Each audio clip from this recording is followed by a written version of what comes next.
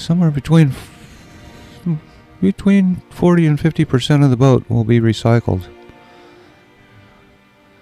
And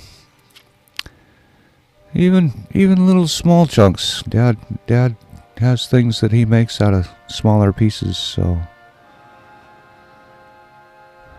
he's a little tricksy that way. But as I was saying, this is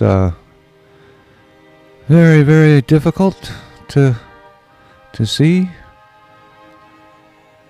Dad was definitely suffering a bit editing this video.